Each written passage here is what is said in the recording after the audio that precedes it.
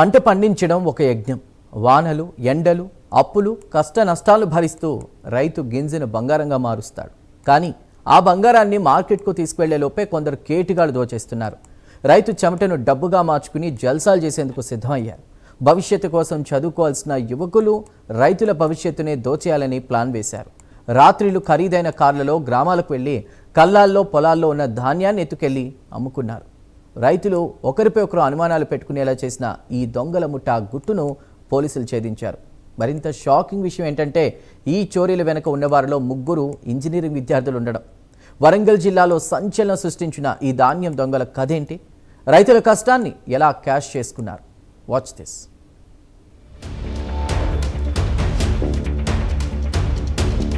ఉన్నత చదువులు చదువుతున్న విద్యార్థులే రైతులను టార్గెట్ చేసుకుని ధాన్యం బస్తాలను చోరీ చేయడం సంచలనంగా మారింది. కేవలం 10 రోజుల్లో 15 మంది రైతులకు చెందిన 242 ధాన్యం బస్తాలను ఎత్తుకెళ్లిన ముఠా వ్యవహారం వరంగల్లో ఇప్పుడు చర్చనీయాంశంగా మారింది. వ్యవసాయ కూలీలు కాదు, ఆకలితో అల్లాడుతున్న వాళ్ళు కాదు, విలాసాలకు, జల్సాలకు అలవాటు పడిన యువకులే ఈ చోరీలకు పాల్పడ్డారు. రైతుల పొలాల్లో, కల్లాల్లో ఆరబోసిన ధాన్యంపైనే వీరి కన్ను పడింది. రైతు కష్టాన్ని అవకాశంగా మార్చుకుని రాత్రి వేళల్లో పక్కా ప్రణాళికతో దోపిడీకి దిగారు. రైతులు నిద్రలో ఉండగా వారి కష్టాన్ని రాత్రికి రాత్రే కారులో తరలించేస్తున్నారు. ఈ ముఠా టార్గెట్ మొత్తం ధాన్యమే. పొలాల్లో ఆరబోసిన ధాన్యమైనా, బస్తాల్లో నింపి ఉంచిన ధాన్యమైనా వదిలిపెట్టడం లేదు. అద్దెకు తీసుకున్న కార్లలో రాత్రి వేళలో గ్రామాల చుట్టూ తిరుగుతూ పరిస్థితులను గమనించేవారు. రైతు లేని ప్రాంతాలను ఎంచుకుని ధాన్యం బస్తాలను కారులో ఎక్కించుకుని అక్కడి నుంచి మాయమయ్యేవారు. ఈ 7 కేసుల్లో కూడా ధాన్యం దొంగిలించబడ్డది. దాదాపు 242 బస్తాల వడ్లు, సుమారు 135 క్వింటాల వెయిట్ ఉన్నటువంటి ధాన్యము. దాని వర్త్ రూపీస్ వచ్చేసి ఆల్మోస్ట్ 3,26,000 వర్త్ రూపీస్ ధాన్యం దొంగిలించబడ్డది. దీని లోపల మా షాయంపేట్ పోలీసులు రాత్రి వేళలో గస్తీ తిరుగుతున్నప్పుడు అనుమానితులుగా కనబడ్డటువంటి వాళ్ళని పట్టుకోవడము, అట్లాగే వాళ్ళని చెక్ చేయడము, వాళ్ళ ఫింగర్ ప్రింట్స్ చెక్ చేయడము, వాళ్ళ యాంటీసిడెంట్స్ అన్ని చెక్ చేయడము, తీసుకొచ్చి ఇంటరాగేట్ చేయడము. ఆఫీసర్స్ వచ్చేసి వాళ్ళు కొంచెం ఆన్సర్స్ ప్రివారికేటివ్గా చెప్తా ఉన్నారు.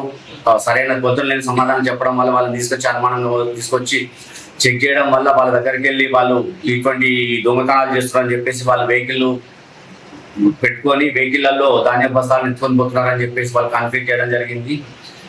ఆ క్రమంలో ఇన్వెస్టిగేషన్ లో భాగంగా వీళ్ళు ఎక్కడెక్కడ దొంగతనాలు చేశారనేది కూడా కన్ఫెషన్ అంతా రాసుకోవడం జరిగింది. 2 రోజుల క్రితం షాయంపేట్ పోలీస్ స్టేషన్లో నమోదైన ఫిర్యాదు ఈ ముఠా గుట్టును బయటపెట్టింది. సీసీ ఫుటేజ్లు, సాంకేతిక ఆధారాలు, స్థానిక సమాచారం ఆధారంగా విచారణ చేపట్టిన పోలీసులు అసలు నిందితులను గుర్తించారు.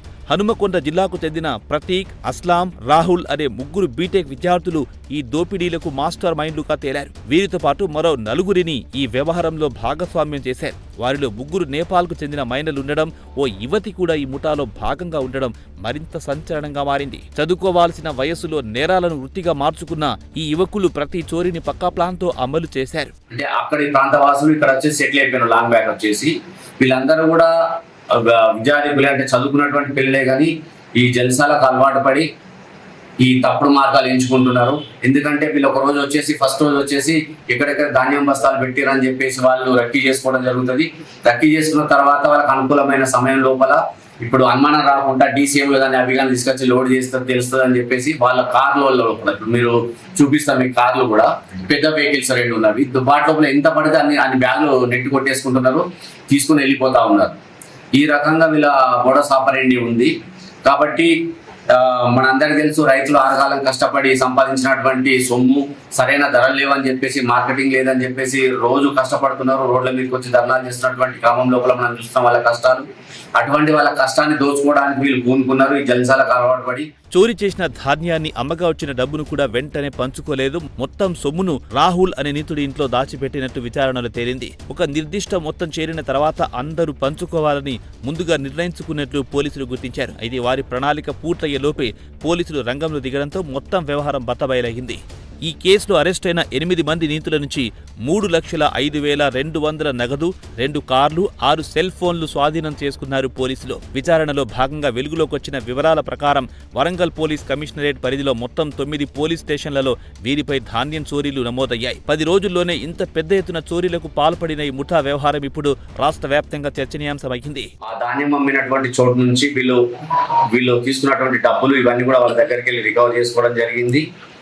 కానీ వీటిలో అంటే రికవర్ చేసుకున్నటువంటి సీజ్డ్ ప్రాపర్టీ ఏంటంటే నెట్ క్యాష్ దాదాపు 3,05,200 రూపాయలు రికవర్ చేసుకోవడం జరిగింది వీళ్ళ దగ్గరికి వెళ్ళి.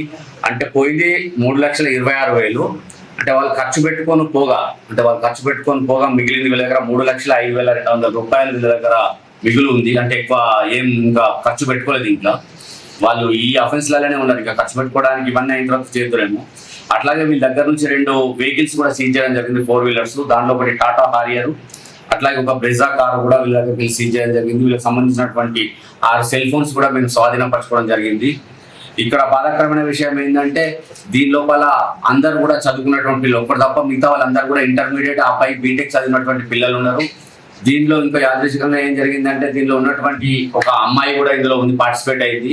ఈ అమ్మాయి బేసిక్ గా ఆమె నేపాల్కు సంబంధించిన వాళ్ళు. అట్లాగే ఇంకా 2 పిల్లలు, మైనర్ పిల్లలు కూడా ఉన్నారు దీని లోపల, వాళ్ళు కూడా నేపాల్కు సంబంధించినటువంటి వాళ్ళు. రైతు కష్టమంటే కేవలం పంట కాదు, కుటుంబం, భవిష్యత్తు, జీవనాధారం. అలాంటి రైతుల చెమటను దోచుకుని విలాసాలకు ఖర్చు చేయాలనుకున్న యువకుల కథ ఇప్పుడు మిగతా యువతకు కూడా ఒక హెచ్చరికగా మారింది. ఉన్నత విద్య ఉన్నంత మాత్రాన విలువలొస్తాయనే గ్యారెంటీ లేదని, తప్పుదారిలో అడుగు పెడితే చట్టం నుంచి తప్పించుకోవడం అసాధ్యమని ఈ ఘటన మరోసారి నిరూపించింది.